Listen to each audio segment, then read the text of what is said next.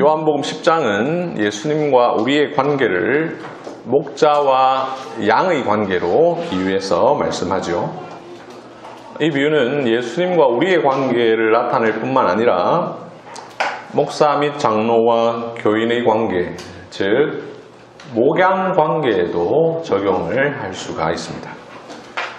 그래서 우리는 지난주에 목사 및 장로와 교인은 어떤 관계를 유지해야 하는가에 대해서 살피면서 먼저 첫 번째로 목사 혹은 장로가 교인에게 어떻게 해야 하는가에 대해 말씀을 들었습니다. 오늘은 그 반대로 그러면 교인은 목사와 장로에게 어떻게 해야 하는가에 대한 말씀을 들으려고 합니다. 이 말씀을 들으려고 할 때에 어떤 분들은 이렇게 생각하실지도 모르겠습니다. 목사와 장로만 잘하면 되지 굳이 교인이 뭘 잘할 게 있는가. 심지어 장로도 중요하지 않고 목사만 잘하면 되지 교인이 뭘 할 게 있는가 이렇게 생각할 수도 있습니다. 그러나 관계라는 것은 그렇지가 않죠. 관계라는 것은 결코 어느 일방이 잘한다고 해서 되는 것이 아닙니다. 서로 잘해야 되죠. 예를 들어 남편과 아내의 관계는 남편만 잘한다고 혹은 아내만 잘한다고 되는 것이 결코 아닙니다. 둘 다 잘해야 합니다. 선생과 학생의 관계 역시 마찬가지죠. 아무리 탁월하고 훌륭한 선생님이 있어도 학생이 좋지 않으면 학생이 잘 듣지 않으면 좋은 결과를 결코 얻을 수가 없습니다. 마찬가지로 목사와 장로의 목양 사역이 열매를 맺기 위해서는 교인이 잘하는 그 교인의 역할도 매우 중요합니다. 그러므로 목사 및 장로와 교인은 서로 간의 의무와 책임이 무엇인지를 바르게 알고 그것을 서로 이해하고 도와주어야 합니다. 그렇게 할 때 비로소 아름다운 목양 관계가 성립될 수가 있습니다. 그렇다면 여러분, 교인은 목자인 목사와 장로에게 어떻게 해야 합니까? 첫째, 교인은 자신이 양으로서 자기의 영혼과 영적 상태를 책임지고 인도해줄 목자가 필요하다라는 사실을 기억해야 합니다. 양이라면 목자가 있어야 합니다. 양은 목자의 보호를 받아야 합니다. 이것을 인정하고 받아들여야 합니다. 이것은 목양 관계의 가장 근본이죠. 나는 굳이 목자 따위는 필요 없다. 혼자서도 신앙생활 얼마든지 가능하다. 이런 생각은 교만입니다. 예수님만이 나의 목자일 뿐 사람 목자는 필요 없다 라는 생각은 바람직하지 않습니다. 그건 하나님께서 정하신 방식이 아닙니다. 목자장께서는 이 땅의 교회의 목자들을 허락하셨습니다. 각 교회에 사람 목자를 세우셔서 자기 양떼를 목양하게 하셨습니다. 마찬가지로 당신의 백성들이 혼자 알아서 신앙생활을 하게 하지 않으시고 교회에 속하여 목자의 목양을 받아 신앙생활을 하게 하셨습니다. 목자장 예수님은 여러분을 사람 목자에게 위임하셨습니다. 이것은 하나님께서 세우신 신적 질서입니다. 그러니 하나님께서 여러분들을 인도자로 부르지 않으셨다면 여러분들은 양으로서 목양을 필요로 한다는 사실을 꼭 기억해야 합니다. 만약 자신이 양임에도 불구하고 목자를 필요하지 않는다면 양은 길을 잃고 헤맬 수밖에 없습니다. 만약 어느 회중 가운데 목자가 없다면 그 회중의 형편은 매우 비참합니다. 양이 없는 목자도 불쌍하지만 목자 없는 양은 더 비참합니다. 이것은 구약시대부터 지금까지 언제나 진리였습니다. 모세가 출애굽 이후에 광야에서 자신의 죽음을 앞두고 자기의 그 직을 이어갈 후계자 여호수아가 세워지기를 간절히 바라면서 하나님 앞에 이렇게 기도합니다. 여호와의 회중이 목자 없는 양과 같이 되지 않게 하옵소서. 마가는 오병이어 사건을 앞두고 예수님께서 이스라엘 백성들을 바라보면서 행하신 일을 이렇게 표현합니다. 예수께서 나오사 큰 무리를 보시고 그 목자 없는 양 같음으로 인하여 불쌍히 여기사 이에 여러 가지로 가르치시더라. 목자가 없을 때 회중이 어떻게 되는가? 이것은 우리 주변에서도 쉽게 볼 수 있습니다. 대부분의 교회에는 목자가 있지만 간혹 목자가 유고 중인 경우가 있죠. 그런데 그런 교회들이 짧은 기간에는 괜찮지만 오래될 때에 평안한 경우가 거의 없습니다.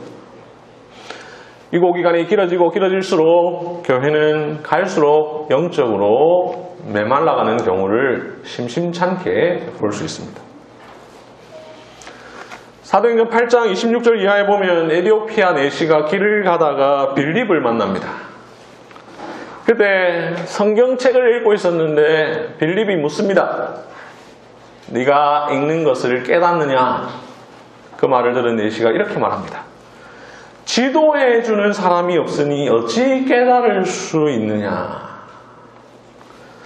목자 없는 양, 지도해 주는 사람이 없는 교인과 회중, 이런 상태에 놓여 있을 때의 신앙은 온전히 서기가 어렵습니다. 그러니 교인은 자신이 양으로서 자기의 영혼과 영적 상태를 책임지고 인도해 줄 목자가 필요하다. 이 사실을 기억해야 합니다. 둘째, 목자가 필요하다라는 것을 인정한다면 자기의 영혼을 맡길 신뢰할 만한 목자를 두어야 합니다.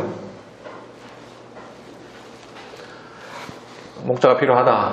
그렇지. 이렇게 인정하는 것으로 끝나는 것이 아닙니다. 신뢰할 만한 목자를 두어야 합니다.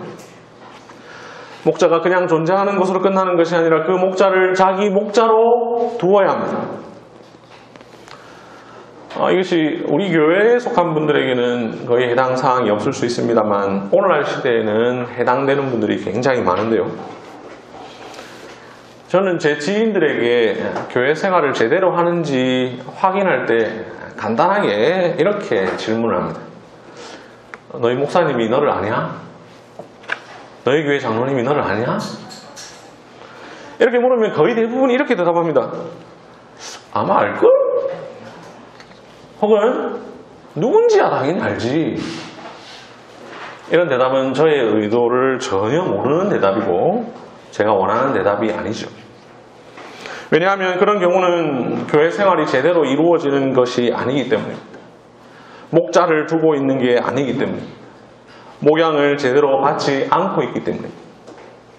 그런데 아쉽게도 오늘날 이런 경우가 많죠. 자기 양의 이름도 얼굴도 모르는 목사와 장로들이 있으며 그러한 목자들의 목양을 받는 것을 오히려 더 좋아하는 이들이 있으면 심히 안타까운 일입니다. 이는 물론 목자들의 책임이기도 하지만 오늘날 교인들에게도 그 책임이 전혀 없다고 말할 수 없습니다. 갈수록 개인주의가 일상화되고 교회에 대한 개념이 잘못 이해되다 보니 그리고 바람직한 교회 생활의 본을 주변에서 잘 보지 못하다 보니 바른 교회 생활에 있어서 성경과 교회 전통에서 점점 멀어지는 것을 우리가 봅니다. 많은 교인들이 자기가 누군지를 모르는 곳에서 익명으로 신앙생활하기를 원합니다.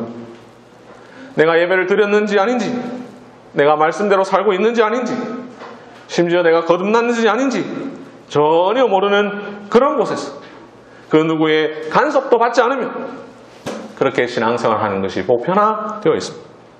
그리고 그렇게 하는 것을 오히려 매우 자연스럽고 당연하게 여깁니다. 그러나 그것이 인간의 본성에는 맞을지 모르나 성경의 가르침에는 맞지 않습니다. 목양 관계가 형성되어 있지 않은 교회 생활은 성경적인 교회 생활이 아닙니다. 목자가 있고 양이 있다고 목양 관계가 있는 것이 아닙니다. 그 대상이 오직 설교로만 교제할 뿐 나머지로 교제하지 않을 때 목양 관계라고 부르기 어렵습니다. 이러한 모습은 2000년 교회 역사 가운데 없었던 것으로 급속한 도시화와 마이크와 스피커의 발명, 교회의 대형화로 인해 나타난 시대적 산물입니다. 마이크와 스피커의 도움으로 설교라는 목양은 받을 수 있지만 인격적인 목양은 받기 어렵습니다. 만약 그렇게 하는 것이 목양이라면 굳이 이 세상에는 많은 목사가 필요 없습니다. 종합운동장과 같은 수만 명이 모일 수 있는 곳에서 탁월한 달변을 가진 목사 한 명으로도 충분할 것입니다. 그러나 그렇게 하지 않고 주님께서 이 땅에 하나의 교회가 아니라 여러 교회를 세우시고 한 명의 사도를 두지 않으시고 각 교회마다 여러 명의 목사와 장로를 세우시는 것은 자기 양떼를 개별적이고 인격적으로 목양케 하시려는 목자장의 의도입니다. 제가 이 두 번째 이야기하면서 신뢰할 만한 목자를 두라 라고 표현했습니다. 여기 신뢰할 만한 이라는 수식어를 우리가 주의 깊게 생각해야 합니다. 목사와 장로가 목자이지만 모든 목사와 장로가 선한 목자는 아닙니다. 이것은 구약시대부터 지금까지 계속 이어지고 있습니다. 목양이란 양을 먹이는 것인데 오히려 양을 먹는 자들이 있습니다. 양을 이용하는 자들이 있습니다. 에스겔서 34장은 그 사실을 가장 잘 보여주죠. 에스겔 34장 2절 3절에 보면 목자들이 양떼를 먹이는 것이 마땅하지 아니하냐. 너희가 살진 양을 잡아 그 기름을 먹으며 그 털을 입되 양떼는 먹이지 아니하는도다. 8절 내 목자들이 내 양을 찾지 아니하고 자기만 먹이고 내 양떼를 먹이지 아니하였도다 라고 말씀을 합니다. 이 말씀처럼 예루살렘이 멸망하던 시기에 구약의 목자들은 양을 먹이지는 않고 도리어 양을 먹었습니다. 오늘 보면 요한복음 10장에서 예수께서 자신을 선한 목자라고 하신 것 역시 마찬가지입니다. 당시 바리새인들은 참된 목자가 아니었습니다. 사꾼이었습니다. 이리가 오는 것을 보면 도리어 양을 버리고 달아나는 자들이었습니다. 베드로는 베드로전서 5장 2절에서 이렇게 말합니다. 너희 중에 있는 하나님의 양무리를 치되 억지로 하지 말고 하나님의 뜻을 따라 자원함으로 하며 더러운 이득을 위하여 하지 말고 기꺼이 하며, 여기 더러운 이득을 위하여 하지 말고 이 표현이 있다라는 말은 그렇게 하는 사람이 있다라는 거죠. 더러운 이득을 위하여 목양하는 목자들이 지금도 얼마든지 있을 수 있다라는 것입니다. 실제로 오늘날에도 이런 사람들이 있습니다. 자기에게 맡겨진 양떼들을 목자장이신 예수님께로 인도하는 것이 아니라 자기의 양으로 만드는 목자가 있습니다. 양을 먹이는 것이 아니라 양을 먹는 자들이죠. 특별히 양을 먹인다라는 말은 하나님의 말씀으로 먹인다라는 말인데, 성경을 깊이 연구하고 성경 본문에 근거하여 설교하지 않고 본문은 왜 읽었는지 전혀 알 수 없는 설교로 양을 먹이는 자들도 있습니다. 하나님의 말씀이 아니라 사람의 말로 강단을 채우는 목사들도 있습니다. 먹이긴 먹이지만 나쁜 음식으로 먹이는 목자들이 있습니다. 목양함에 있어서 자기 이익을 위하여 하는 자들이 있습니다. 그래서 성도를 목양하는데 오히려 성도를 자기 성공의 도구로 사용하는 자들이 있습니다. 성도 중에 자기에게 도움이 되는 사람, 혹은 돈이 많은 성도, 권력이 있는 성도, 그런 사람만 주로 관계하여 그들 도구로 자기 사역의 성공과 자기 이름을 내는 수단으로 사용하는 자들이 있습니다. 자신의 목양지를 입신양명과 출세의 수단으로 사용하는 이들이 있습니다. 회중의 형편에는 관심 없고 각종 자리와 명예에만 관심이 있는 자들이 있습니다.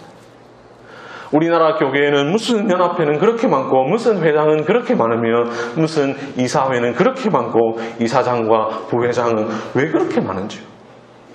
한 개만 맡아도 힘들 텐데 수십 개를 맡는 이들도 있습니다. 여러분들은 혹여나 그런 목자를 여러분의 목자로 두는 일이 없기를 바랍니다. 좋은 목자를 만나는 것은 일평생 참 중요한 일입니다. 잘못 만난 목자는 여러분들을 멸망으로 인도할 것입니다. 잘못 만난 목자는 여러분들에게 복음보다는 극우 혹은 극좌의 정치 이야기만 들려줄 것입니다. 잘못 만난 목자는 여러분에게 그리스도보다 이 세상 이야기를 들려줄 것입니다. 잘못 만난 목자는 여러분에게 하나님의 진리보다 이 세상 살아가는 지혜만 가르쳐 줄 것입니다. 좋은 목자를 만나야 합니다. 그렇지 못한 이스라엘 백성들은 고생했습니다. 목자 없는 양과 같이 유리했습니다. 도적과 강도와 같은 목자들에게 짓밟히고 착취당하며 시달렸습니다. 그들에게서 하나님의 진리를 배우지 못했고 그리스도를 깨닫지 못했습니다. 결국 예수님을 십자가에 못 박는 일에 일조했습니다. 그러한 불행한 과거의 역사를 재현하지 않도록 예수님께서 말씀을 통해 우리에게 계시해 주시니 우리는 저마다 자기를 위한 바른 목자를 두어야 할 것입니다. 오늘날 교인들은 어느 교회에 속하려고 할 때에 그 교회가 교회당 건물이 있는지, 주차장은 잘 되어 있는지, 교통은 좋은지, 프로그램은 다양한지 이것을 주목합니다. 그러나 그보다 더 중요한 것은 어떤 목자가 있느냐 하는 것입니다. 교인은 자신을 목양해 줄 목자를 두어야 합니다. 자기의 영혼을 맡길 신뢰한 목자를 두어야 합니다. 그리고 그런 목자를 신뢰해 주어야 합니다. 셋째, 신뢰할 만한 목자를 두었다면 목자가 목양을 잘 할 수 있도록 자신의 영적 상태를 알려주고 영적 보호를 받으려고 노력해야 합니다. 신뢰할 만한 목자는 여러분을 목양할 것입니다. 여러분의 영혼과 영적인 상태를 수시로 살필 것입니다. 이때 여러분들도 그렇게 할 수 있도록 도와주셔야 됩니다. 어떻게? 자신의 영적 상태를 알려줘야 됩니다. 의사가 병을 치료하기 위해서 가장 먼저 하는 게 문진이죠. 어디가 아프셔서 오셨습니까? 이게 제일 먼저 하는 말입니다. 그러면 환자는 그 상태를 알려줘야 되죠. 알려주지도 않고 의사에게 내가 어디 아픈지 당신이 맞춰보십시오. 의사니까 당신이 그 정도는 해야 되는 건 아닙니까? 이렇게 하면 치료는 불가능한 일이죠. 문제는 모든 치료의 기본입니다. 일단 어디가 아픈지 물어보고 증상을 들은 뒤에 거기에 기초해서 판단을 합니다. 간단하게 치료도 하고 혹은 더 자세히 알아볼 필요가 있을 때는 엑스레이도 찍고 MRI도 찍고 내시경도 하는 것이죠.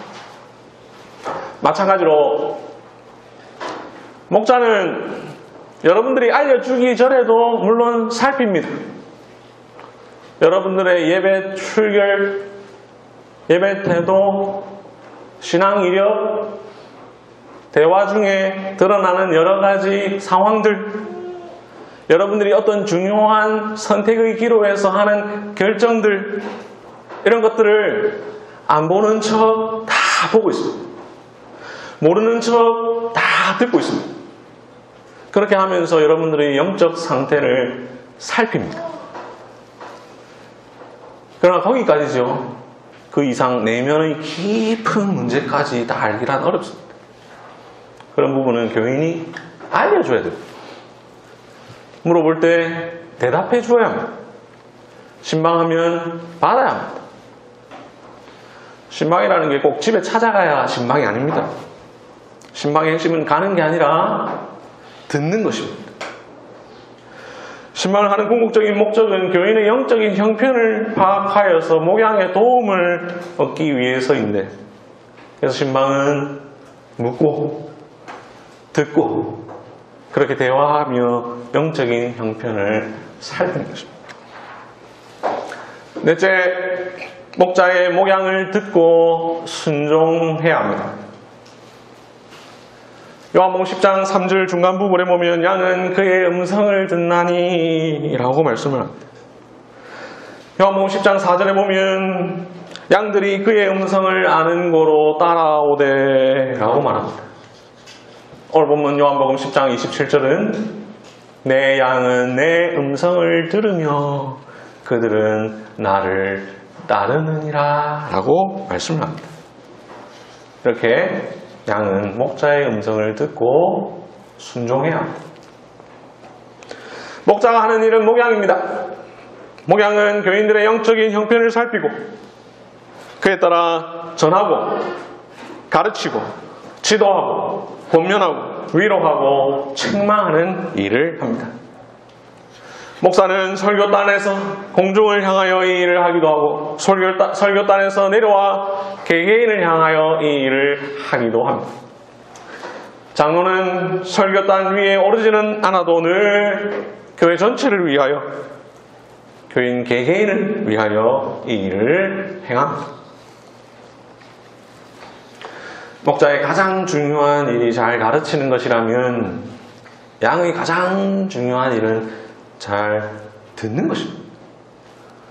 양으로서의 교인은 겸손하고 순수하게 그 음성을 들어야 합니다. 그 음성을 따라가야 합니다. 그래야 바른 길로 갈 수 있습니다. 양으로서의 교인은 목자의 말을 듣되 사람의 말로 듣기보다 하나님의 말씀으로 들어야 합니다. 사도 바울은 데살로니가 교인들이 어떠한 신앙생활을 했는지를 데살로니가전서 2장 13절에서 이렇게 말합니다. 우리가 하나님께 감사하면 너희가 하나님의 말씀을 받을 때에 사람의 말로 받지 아니하고 하나님의 말씀으로 받음이니.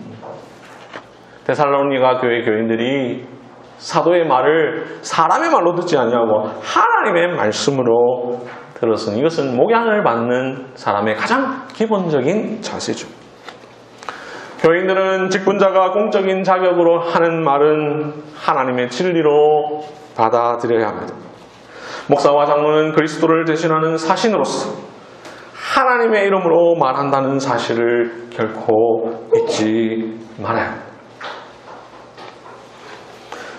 더 나아가 그 말에 순종해야 합니다. 오늘 읽은 히브리서 13장 17절을 보시면 너희를 인도하는 자들에게 순종하고 복종하라. 그들은 너희 영혼을 위하여 경성하기를 너희들이 자신들이 청산할 자인 것 같이 하느니라. 그들로 하여금 즐거움으로 이것을 하게 하고 근심으로 하게 하지 말라. 그렇지 않으면 너희에게 유익이 없느니라 라고 말씀을 하는데, 여기에 너희를 인도하는 자들이라는 표현이 나오죠. 이 표현이 이 히브리서 13장 안에 3번 나옵니다. 7절에 나오죠. 또 24절에도 나옵니다. 자, 그러면 여기에서 말하는 너희를 인도하는 자들은 누구를 말하는 것이겠습니까? 24절에 보면 답을 잘 알 수 있습니다. 너희를 인도하는 자들과 모든 성도들에게 문안하라. 즉 성도들 나머지 그 성도를 인도하는 자들, 즉 목사와 장로를 가리키는 것이죠. 24절뿐만 아니라 20절을 봐도 우리가 추측할 수 있습니다. 20절 양들의 큰 목자이신 우리 주 예수. 이 목자장 혹은 큰 목자 이 표현이 성경에 딱 2번 나오는데 하나가 베드로전서 5장이고 하나가 바로 여기입니다. 예수님을 큰 목자라고 표현하고 교회 안에 있는 어떤 사람들을 가리켜 인도하는 자들이라고 표현하니 여기서 말하는 인도란 그 목자로서의 역할을 의미하죠. 자, 그러면 히브리서 기자는 너희를 인도하는 자들에게 어떻게 하라 라고 말씀합니까? 순종하고 복종하라. 그러면서 그 이유를 이렇게 설명합니다. 그들은 너희 영혼을 위하여 경성하기를 자신들이 청산할 자인 것 같이 하느니라. 이게 경성이라는 말이 어려운 한자로 되어 있어서 무슨 뜻인가 할 텐데요. 그 뜻이 경계할 경자에 살필 선자입니다. 목자가 양을 돌보기 위해서 살피는 행위죠. 영어로 watch. 세 번역이 잘 번역했습니다. 그들은 여러분의 영혼을 지키는 사람들이요. 공동번역은 그들은 여러분의 영혼을 돌보아주고 있습니다. 지킨다, 돌본다, 목양을 말하죠. 그러니 너희를 인도하는 자들은 너희 영혼을 위하여 지키고 돌보아주는 자들이다. 즉 너희를 목양하는 자들이다. 그러니 너희는 그들에게 순종하고 복종하라 라고 말하죠. 여러분을 인도하는 자들은 목자가 양떼를 지키듯 교인들의 영혼을 지키고 살피고 돌보는 자입니다. 하나님께서 그들에게 여러분의 영혼을 맡기셨습니다. 그러니 인도함을 받는 자들, 즉 목양을 받는 자들은 인도하는 자들, 즉 목양하는 자들에게 순종하고 복종해야 합니다. 이외에도 성경 곳곳에서 직접적으로 말씀합니다.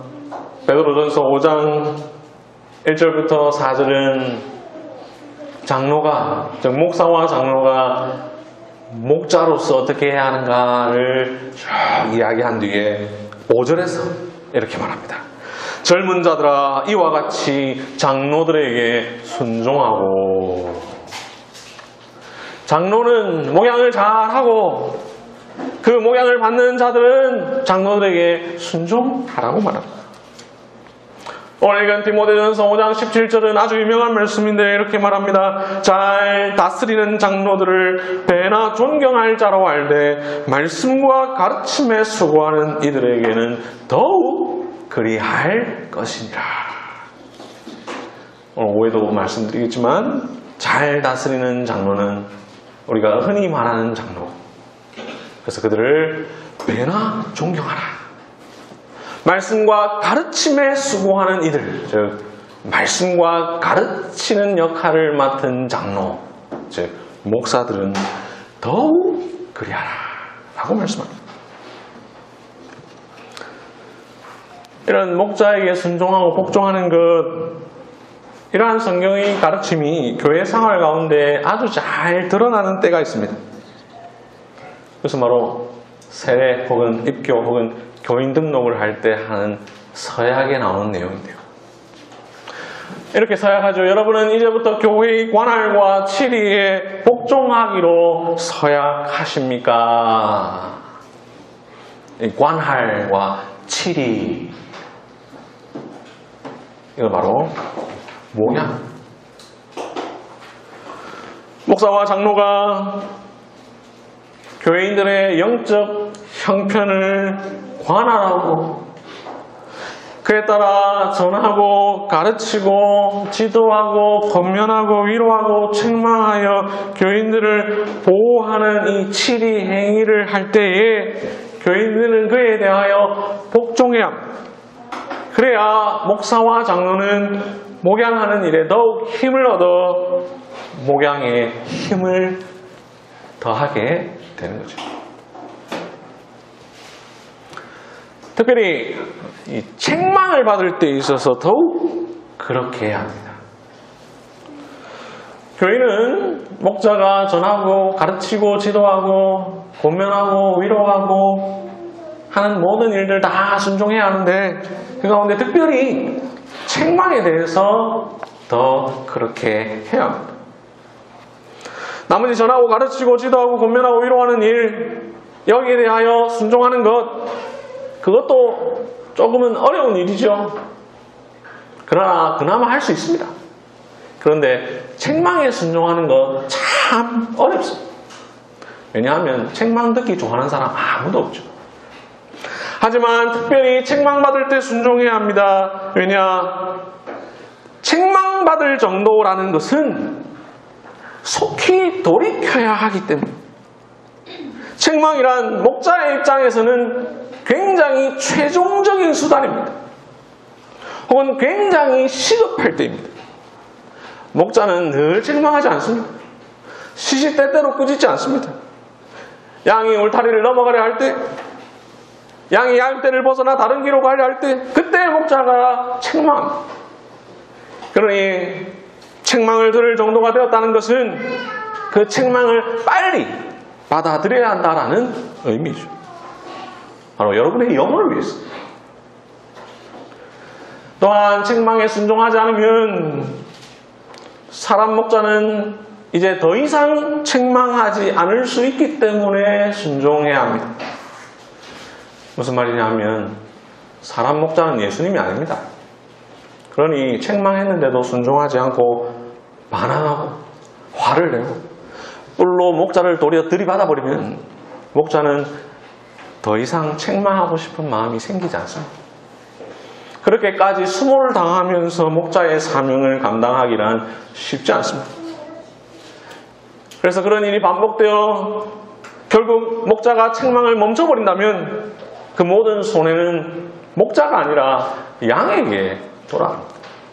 그러니 책망에 순종해야 합니다. 어쩌면 전하고 가르치고 지도하고 권면하고 위로하고 훈계하고 책망하는 것보다 더 중요한 것은 그것을 받아 순종하는 것입니다. 그러니 목자의 역할보다 양의 역할이 더 중요합니다. 양으로서의 교인은 목자의 조언 앞에서 겸손하게 자신을 돌아보고 잘못한 것은 빠르게 인정하고 고쳐야 합니다. 앞서 베드로전서 5장 5절에서 베드로는 이렇게 말합니다. 젊은 자들아 이와 같이 장로에게 순종하고 다 서로 겸손으로 허리를 동이라. 하나님은 교만한 자를 대적하시되 겸손한 자들에게는 은혜를 주시느니라. 책망을 들을 때 도리어 겸손하게 자신을 돌아보고 자신의 삶을 회개하는 자, 그러한 자에게 하나님께서 은혜를 주시죠. 책망을 두려워하지 마십시오. 아우구스티누스는 이런 말을 남겼습니다. 지나친 너그러움으로 잘못 인도하는 것보다 오히려 가혹하게 대하는 것이 더 나은 사랑이다. 그러니 참된 목자의 가혹한 책망은 사랑입니다. 다섯째, 목자를 본받아야 합니다. 우리는 목자로서의 목사 및 장로와 양의 관계로서의 교인의 관계를 살피고 있는데요. 지난주에 말씀드리기를 목자는 양무리의 본이 되어야 한다라고 했습니다. 그렇다면 자연스럽게 따라오는 것은 양은 목자를 본받는 것이죠. 본이 되는 사람이 있는데 그 본을 받는 사람이 없다면 그 본은 의미가 없죠. 본이 되는 자가 있을 때는 본받는 자도 있어야 합니다. 오늘 읽은 히브리서 13장 7절은 제일 마지막에 이렇게 말합니다. 너희를 인도하던 자들의 믿음을 본받으라. 사도 바울 역시 고린도전서 11장 1절에서 말합니다. 내가 그리스도를 본받는 자가 된 것 같이 너희는 나를 본받는 자가 되라. 그러니 교인들은 목자를 본받아야 합니다. 여섯째, 목자를 격려 또는 위로하고 목자의 일에 전념하도록 도와주어야 합니다. 베드로는 장로들에게 이렇게 권면하죠. 너희 중에 있는 하나님의 양무리를 치되 억지로 하지 말고 하나님의 뜻을 따라 자원함으로 하며 더러운 이들을 위해 하지 말고 기꺼이 하라. 이 말씀에 따라 목자는 목양함에 있어서 억지로가 아니라 자원함으로 그리고 기꺼이 해야 하죠. 한편 교인들은 어떠해야 합니까? 오늘 보면 히브리서 13장 17절을 보면 너희를 인도한 자들에게 순종하고 복종하라 라고 말한 뒤에 그들로 하여금 즐거움으로 이것을 하게 하고 근심으로 하게 하지 말라. 그렇지 않으면 너희에게 유익이 없느니라 라고 말합니다. 즉 교인 역시 목자가 억지로가 아니라 자원함으로 그리고 기꺼이 할 수 있도록 도와주어야 하는데 이를 위해 목자로 하여금 즐거움으로 그 일을 할 수 있게 해주어야 하는 거죠. 근심으로 하지 않게 해주어야 합니다. 만약 그렇게 하면 목자가 아니라 교인에게 유익이 있습니다. 만약 그렇지 않으면 너희에게 유익이 없느니라 라고 말합니다. 목자당 예수님은 당신의 교회에 천사를 세우지 않으셨습니다. 로봇을 세우지 않으셨습니다. AI를 사용하지 않으십니다. 사람을 세우셨습니다. 연약한 종을 세우셨습니다. 그러니 사람 목자가 그 일을 잘 감당할 수 있도록 그 일을 함에 있어서 근심으로가 아니라 즐거움으로 할 수 있도록 도와주어야 합니다. 억지로가 아니라 기꺼이 할 수 있도록 해주어야 합니다. 이를 위해 목자를 격려하고 또는 위로해야 합니다. 그렇게 할 때 목자는 더욱 힘을 내어 기꺼이 그리고 즐거운 마음으로 목양할 수가 있습니다. 이 여섯 번째 목자를 격려 및 위로하고 다음에 목자의 일에 전념하도록 도와주어야 한다라고 했는데요. 이것을 어떻게 적용하는 것인가? 교회 역사는 전통적으로 목사의 생활비와 관련하여 이 내용을 적용해 왔습니다. 목자에는 가르치는 장로인 목사와 다스리는 장로인 칠위 장로가 있습니다. 그 중에 칠위 장로는 생업이 있습니다. 반면 목사는 직업이 없습니다. 무직입니다. 직업과 직분이 동일한 목사. 그렇다면 무엇으로 생활을 합니까? 교회 역사는 교회가 목사의 생활을 책임지는 것이 성경적이라 믿었습니다. 무엇에 근거하여? 그냥 사람이 일반적으로 생각할 수 있는 인지상정? 아니죠. 성경에 근거하여 그렇게 했습니다. 갈라디아서 6장 6절 가르침을 받는 자는 말씀을 가르치는 자와 모든 좋은 것을 함께하라. 디모데전서 5장 17절부터 18절 잘 다스리는 장로들은 배나 존경할 자로 알되 말씀과 가르침에 수고하는 이들에게는 더욱 그리할 것이니라. 성경에 일렀으되 곡식을 밟았더는 소의 입에 망을 씌우지 말라 하였고 또 일꾼이 그 삭스를 받는 것은 마땅하다 하였느니라. 이런 성경 본문들 그 외에도 제가 인용하지 않은 여러 성경 구절들 제가 몇 년 전에 이런 설교를 했었던 적이 있는데 거기에 나와 있던 여러 구절들에 보면 교회가 목사의 생활을 책임지는 것이 성경의 가르침이라는 것을 알 수 있습니다. 이러한 성경의 가르침은 물론 목양의 본질을 통해서도 알 수 있습니다. 목자 중 목사는 영적으로 무거운 일을 맡아 감당하는데 그 일은 물리적으로도 많은 시간이 필요로 되는 일이죠. 직업을 갖고 일을 하면서 할 수 있는 일이 아닙니다. 남는 시간에 그냥 여가로 할 수 있는 일이 아닙니다. 오랜 시간이 걸리고 연속성이 필요합니다. 특별히 목사의 여러 가지 직무 중 가장 중요하다고 할 수 있는 설교를 준비하는 일, 이것은 상당한 시간이 필요로 하는 것이죠.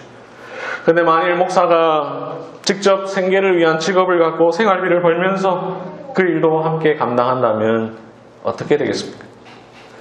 목사 개인이야 생계를 위한 직업을 갖는다는 면에 있어서 좋을 수도 있겠지만 생계에 전념하느라 목사의 직무를 제대로 감당할 수 없게 될 것입니다. 목사가 궁핍함으로 세상적인 근심과 염려로 마음이 무겁다면 목양하는 일에 있어서 최선을 다하기 어렵습니다. 목사는 말씀 연구에 전념하지 못하고 기도하는 시간을 확보하지 못하며 성도들을 제대로 돌아보지 못하게 됩니다. 결국은 그 모든 부담과 타격이 목사에게 돌아오는 것이 아니라 오히려 교인들에게 돌아오게 됩니다. 히브리서 13장 17절 그렇지 않으면 너희에게 유익이 없느니라 라고 말씀한 것처럼 이런 성경의 가르침뿐만 아니라 이러한 현실적인 이유들 때문에 오고 오는 교회들은 목사는 목양에만 전무하게 하고 그들에게 필요한 생활비는 교회가 지지하는 방식을 지금까지 이어오고 있습니다. 이를 통해 목사로 하여금 세상 근심과 세속적인 일에 빼앗기지 않도록 하고 있는 것이죠. 그러니 가르침과 인도함을 받는 교인은 목사의 생활을 책임지므로 목자가 목자의 일에 전념하여 목양할 수 있도록 잘 도와주셔야 합니다. 지금까지 우리는 모두 6가지 교인이 목사와 장로에게 해야 하는 일을 살펴보았는데 그렇기 때문에 다시 한 번 더 정리해 드리겠습니다. 첫째, 교인은 자신이 양으로서 자기의 영혼과 영적 상태를 책임지고 인도해 줄 목자가 필요하다는 사실을 기억해야 합니다. 둘째, 영혼을 맡기 신뢰한 목자를 두어야 합니다. 필요성만 느끼는 것이 아니라 목자를 두어서 목양을 받아야 합니다. 이때 양을 먹는 목자가 아니라 양을 먹이는 목자, 신실한 목자를 두어야 합니다. 셋째, 목자가 목양할 수 있도록 자신의 영적 상태를 알리고 자신의 영적 상태에 대한 보호를 받을 수 있도록 도와주어야 합니다. 넷째, 목자의 목양을 듣고 순종해야 합니다. 치리에 복종해야 합니다. 지도와 권면과 책망을 받아들여 순종해야 합니다. 다섯째, 목자를 본받아야 합니다. 여섯째, 목자를 격려 혹은 위로하고 목자가 목자의 일에만 전념하도록 도와주어야 합니다. 특별히 목사에 대해서는 생활비를 교회가 감당하는 것입니다. 지금까지 내용들이 우리에게 생소하다고 생각하거나 우리가 지금 안 하고 있어서 오늘부터 해야 된다 라고 이렇게 잘못 생각하실 수도 있겠지만 이미 우리 시대의 교회들은 이러한 것들을 하고 있습니다. 그것이 아주 잘 표현되고 드러나는 때가 있는데 그것이 바로 목사 청빙과 목사 위임식이라고 하는 것입니다. 자주 있는 일이 아니고 대부분의 교인들에게 있어서는 일평생에 한 번, 두 번, 이런 게 전부이다 보니 그 내용, 그 의미, 그 본질을 배우거나 생각해 볼 기회가 매우 적은데요. 이것은 교인들만 아니라 사실 목사도 마찬가지입니다. 목사들도 일평생 한 번 혹은 많아야 두세 번 청빙을 받아 위임식을 합니다. 하지만 비록 우리가 경험은 적게 할지라도 그 의미는 자주 배워볼 필요가 있는데요. 먼저 목사를 청빙한다는 건 교회가 목자의 필요성을 인정하는 것입니다. 그냥 목사 없이 교회가 있거나 혹은 순회 설교자의 설교를 듣는 것이 아니라 고정된 목자가 있어야 된다라고 하는 고백과 의지의 표현으로 교회가 목사를 청빙하는 것이죠. 그래서 목사가 요구할 때 교회는 그 자리를 장기간 비워두지 않습니다. 유명하다는 설교자 한 수백 명, 수천 명 선정해서 오늘은 이 설교자, 내일은 저 설교자 이런 식으로 매주 돌아가면서 설교만 듣는 방식으로 하지 않습니다. 그렇게 하는 것은 아무런 도움이 안 되고 목자 없는 양과 같이 교회를 두는 것에 불과하기 때문이죠. 목사의 이곳이 신뢰할 만한 목사를 청빙합니다. 한 사람의 목사를 청빙하여 그 한 사람을 목자로 두고 그 한 사람의 그 한 목사의 설교를 꾸준히 듣습니다. 이것은 오늘 설교 내용 첫 번째와 두 번째를 적용하는 행위입니다. 그렇게 목사를 청빙할 때 목사에게 청빙서를 보냅니다. 우리 교회에 와서 좀 목사로서 심우해 주십시오. 그 청빙서의 내용이 장로교 헌법에 잘 나와 있는데 제가 읽어드리겠습니다.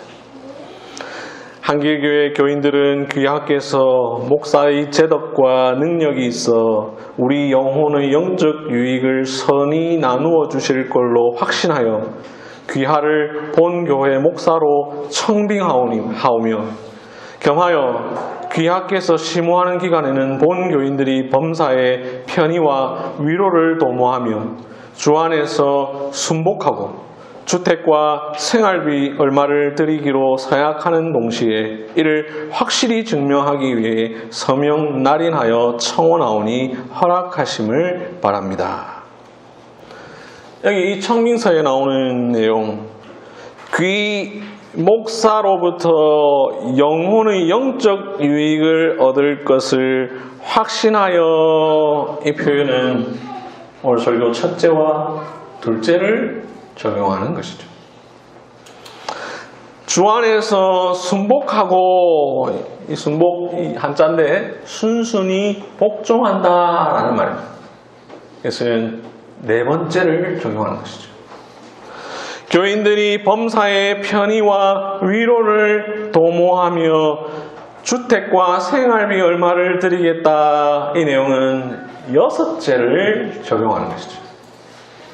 이렇게 청빙하는 행위와 이 청빙서에 있는 내용은 오늘 설교의 내용 첫째, 둘째, 넷째, 여섯째 내용이 다 담겨 있죠.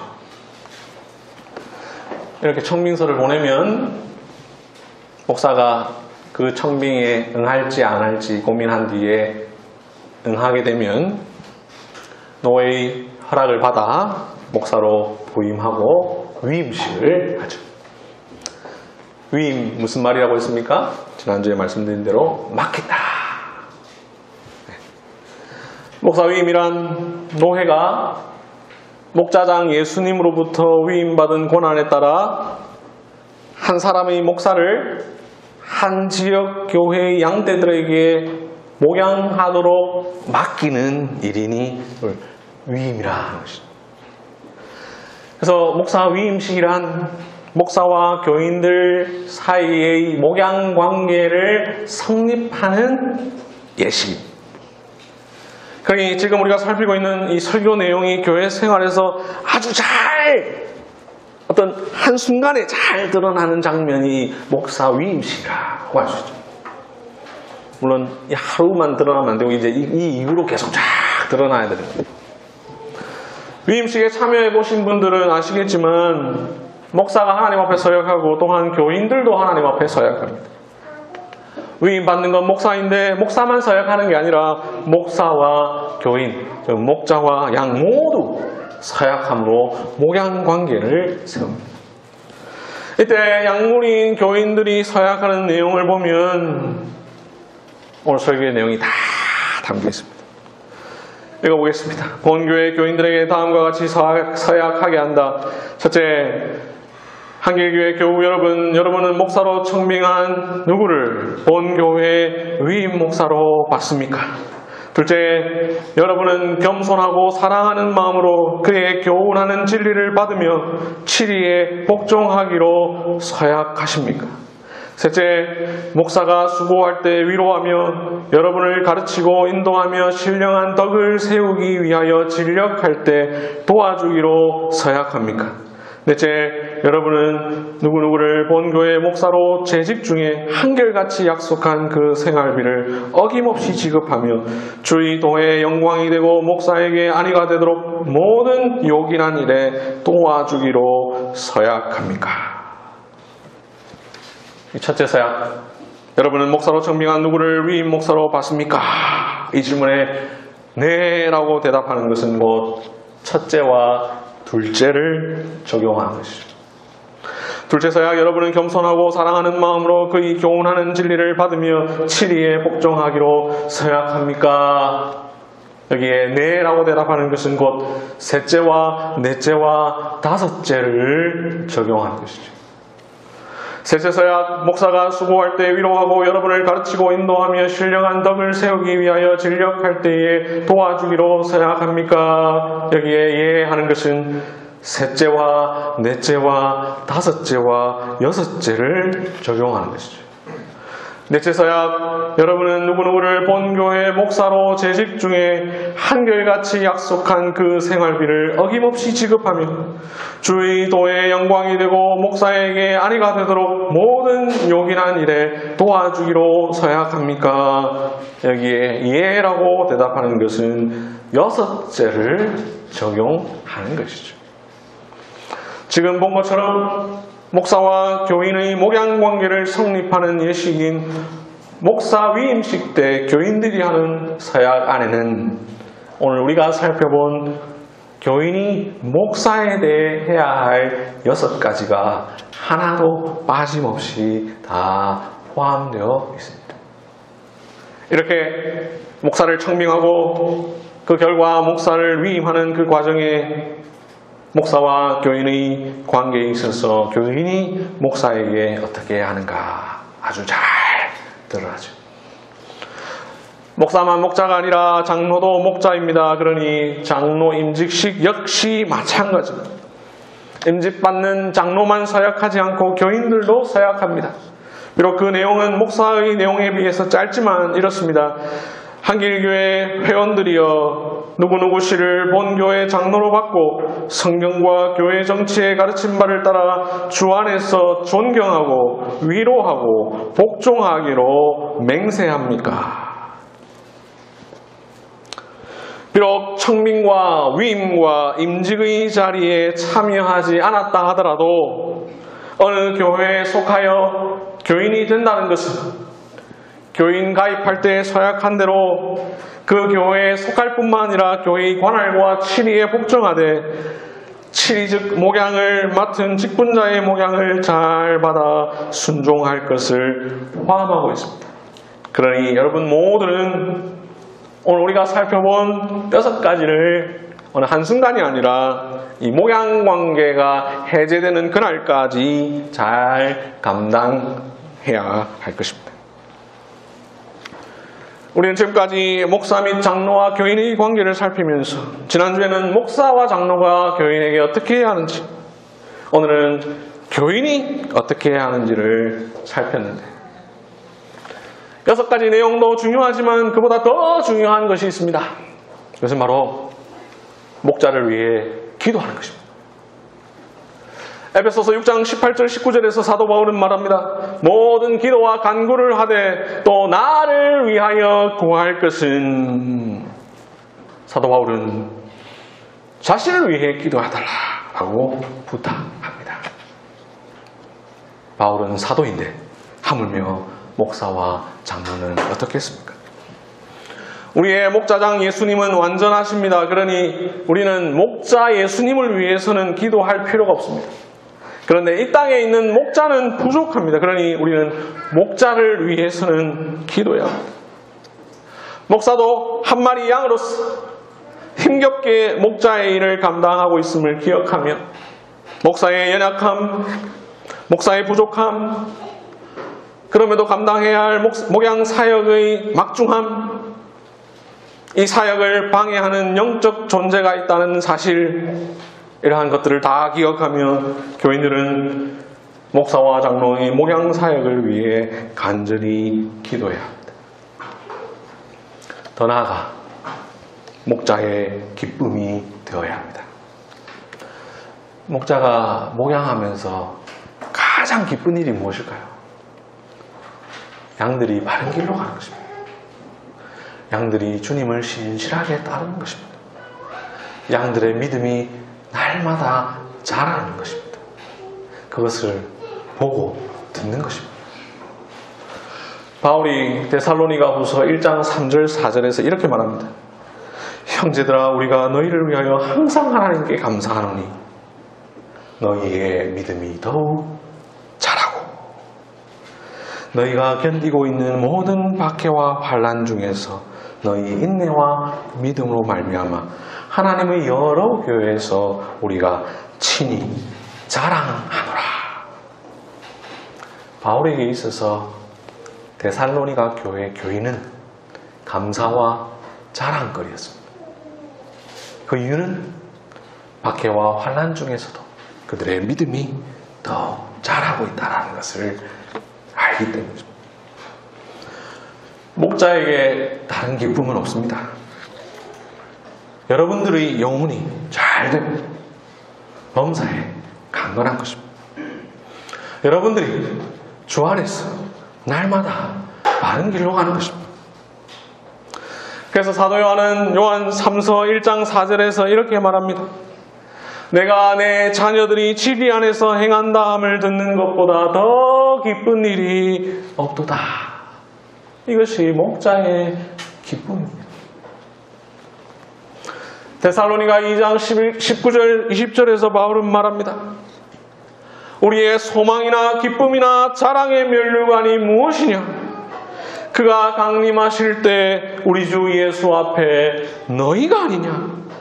너희는 우리의 영광이요 기쁨이니라.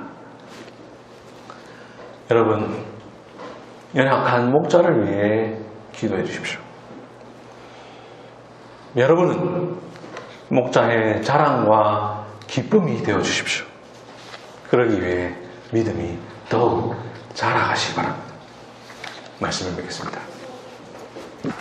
사랑하는 한길교회 교인 여러분, 하나님께서 여러분을 저희 양무리로 맡겨주셨습니다. 그러니 여러분들은 저를 여러분들의 영혼과 영적 상태를 책임지고 인도해 줄 신뢰할 만한 목자로 여겨주시고, 제가 목양할 때에 여러분들의 영적 상태를 알려주시고, 제가 전하고 가르치고 지도하고 격려하고 권면하고 심지어 책망할 때라도 저희 목양에 순종해 주시고, 여러분 역시 부족한 저를 격려해 주시고 또 위로해 주시고, 제가 목양에 전념할 수 있도록 저의 생활을 책임져 주시며 무엇보다도 저를 위해 항상 기도해 주시기를 바랍니다. 저 역시도 하나님의 양무리인 여러분들을 신뢰하며 여러분을 위해 목양함에 있어서 억지로 하지 않고 하나님의 뜻을 따라 자원함으로 기꺼이 할 것입니다. 그리하여 여러분들의 믿음이 날마다 자라도록 애쓰겠습니다. 그렇게 믿음이 자라나는 사랑하는 나의 양떼들이여, 여러분은 나의 자랑의 면류관이요 영광이요 기쁨이니라. 아멘.